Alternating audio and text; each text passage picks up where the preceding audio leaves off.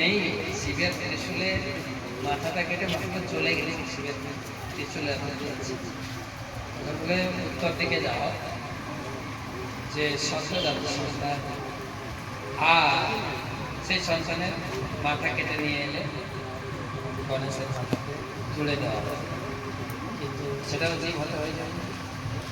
কমপক্ষে এটা দেখা যাক সেই সন্তানকে তার মা ত্যাগ করেছে, সেই সন্তান যেতে দেখছে সচরাচর হাতি বাচ্চা হয়েছে, তা আবার হাতির বাচ্চাটা শুয়ে আছে, আর হাতির মাটা ওদিকে মুখ করে শুয়ে আছে, বাচ্চাটা হাতির মাটা বাচ্চাকে তাকাচ্ছে, সেই সামনে ত্যাগ করেছে, এর মাথাটা খারাপ, ওই মাথাটা তো তখন বিষ্ণু ঠাকুরকে বললেন আপনি আসেন, সবাই আশীর্বাদ করেছেন, সমস্ত দেবতার শক্তি প্রাপ্ত হয়েছে এবং পার্বতী আশা করছিলেন আমার এই ছেলেটার বিশেষ একটা শক্তি প্রাপ্ত হবে। সমস্ত দেবতার আগে সেই শোনা যায়, গণেশের আগে সবার আগে পুজো হয়, অহংকার আছে, তাকে বলেছে সে ভাগবত লিখতে, কে বলেছে, কে বলেছে, নারদ, তার একটা অহংকার আছে, লোকের কাছে বসে বসে হ্যাঁ নারদ মনের করে কিছু বক্তব্য আছে, করে আছে, আমি লেখা শুরু করলে বন্ধ করবো না কিনা, সে কি ঠিক আছে, আমার আমি যা বলবো তুমি বুঝবে, তারপরে এইভাবে এই শর্ততে লেখা হয়েছে। ব্যাসদেব বলছে কে লিখছে, যখন ব্যাসদেবের মাথায় শ্লোক শেষ হয়ে যায় তখন একটা কঠিন শ্লোক বলতে, আর সেই শ্লোকটা বুঝতে অনেক সময় লেগে যায়। এজন্য ভাগবত কিছু শ্লোক আছে, যাই হোক সেভাবে ভাগবত লেখা হয়েছে। আর আমাদের জন্য গণেশজি এত কৃপা দিয়ে জগতের দিয়ে গেছেন। এবং নরসিংহ পুরাণে একটা কাহিনী বলেছে, নরসিংহ পুরাণে গণেশ সম্বন্ধে লেখা আছে, ভগবান যখন হিরণ্যকশিপুকে বধ করলেন, হিরণ্যকশিপুকে বধ করলেন, যে প্রহ্লাদকে বাবা জিজ্ঞাসা করছে তোকে এত কিছু করছে, মরছিস না কেন? বলছে বাবা আমি মরবো কি করে, তোমরা আমাকে বিশেষ করে ফেলেছে, বিষ খাইয়েছে, বিষ তো হচ্ছে আমার মামা, আমি বিষ তো কি করে, প্রহ্লাদ তো লক্ষ্মীকে মা বলছে, লক্ষ্মীর জন্ম হয়েছে কোথা থেকে, লক্ষ্মীর জন্ম এই বাবা আপনার লক্ষ্মী পূজা করেন, লক্ষ্মী, আমি এখানে জন্ম কোথা থেকে তা বলতে পারবো, লক্ষ্মীর জন্ম হয়েছে কোথা থেকে, সমুদ্র থেকে, সমুদ্র হচ্ছে তার বাবা, লক্ষ্মী, লক্ষ্মীর জন্ম হয়েছে সমুদ্র থেকে। আচ্ছা, সমুদ্র মন্থনের সময় লক্ষ্মী ছাড়া আর কি জন্ম হয়েছে, বীজ উঠেছিল, তাই আর তো ঐরাবত উঠেছিল, চন্দ্র উঠেছিল, অনেক। লক্ষ্মী যদি মা, বীজটা হচ্ছে ভাই, মায়ের ভাই কে হয়? স্কুলে কখনো কখনো কেউ আপনাকে ঠকিয়েছে? আমি অনেকবার ঠকিয়েছি, প্রথমে স্কুলে গেছি, এই বলতো মামা মায়ের কে হয়, কে হবে? মার ভাই, ফার্স্ট ক্লাস মেরে বলে মারলে কেন, ওই যে বলে মার ভাই,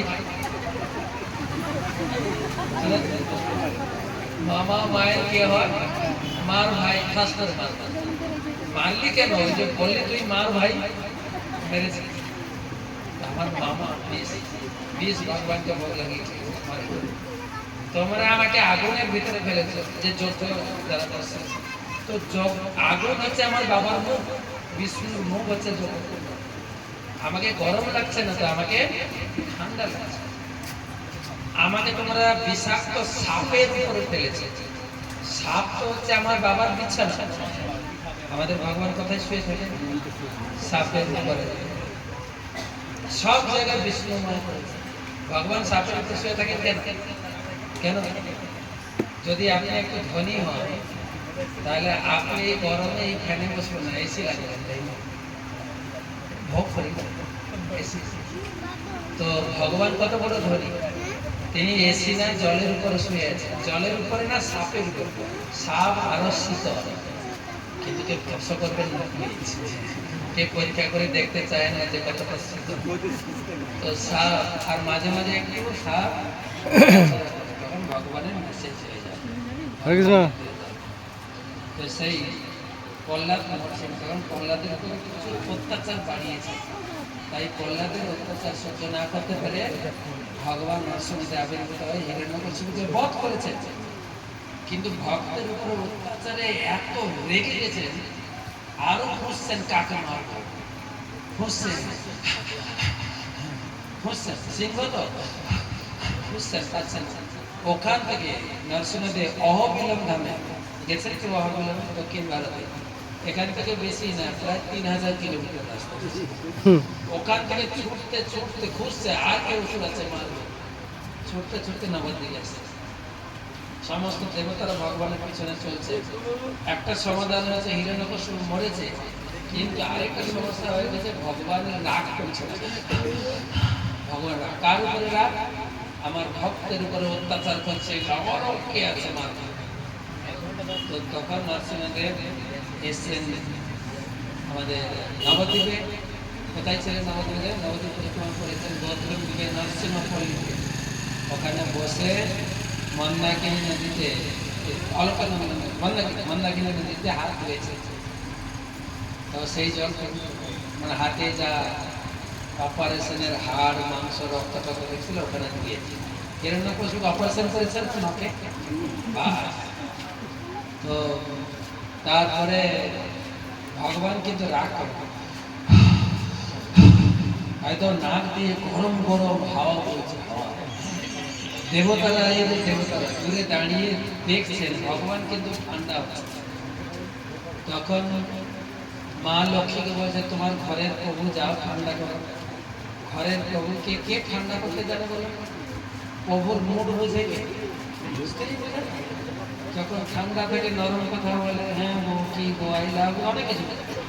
আর যখন মুড খারাপ হয়, আমি যা বলি শুনো না। মায়েদের অনেক কিছু বলবো, ঘরের প্রভুকে কি করে ঠান্ডা করে।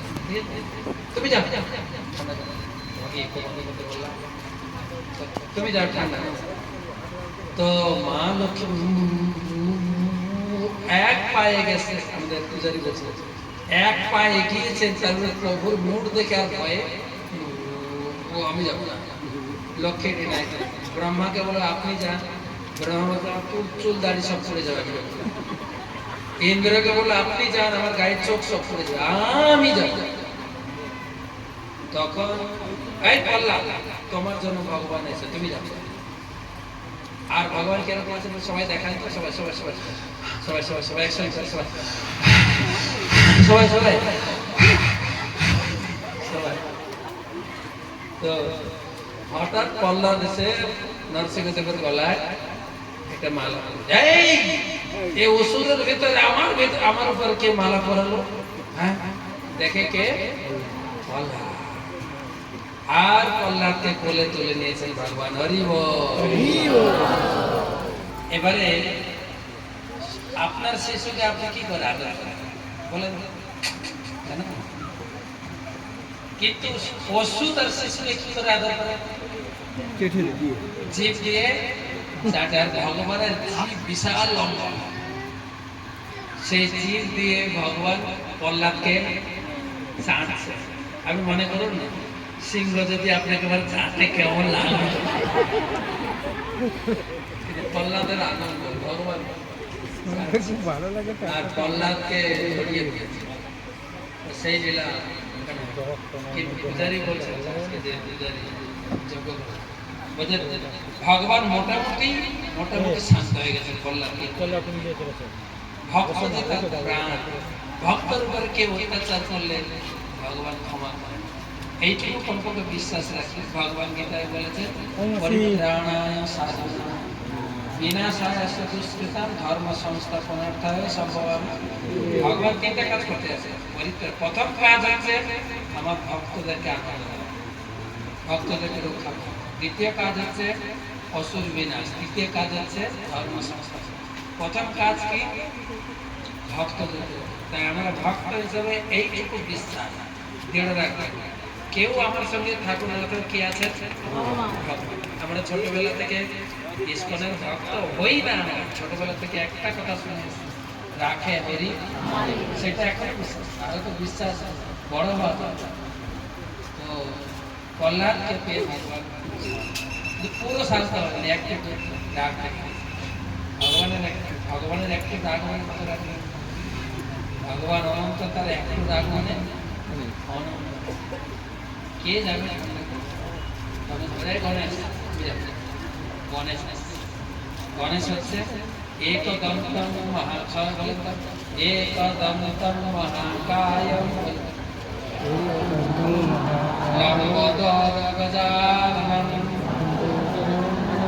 विघ्नविनाशकं देवं हिरण्यवर्णमहं।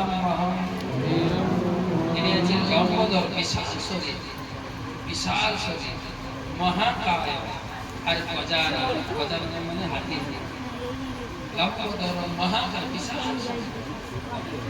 কিন্তু তার গাড়িটা কত ছোট, মার্চেতে বলবো এইটুকু, এত বড় শরীর আসছেন। আর ইঁদুর যখন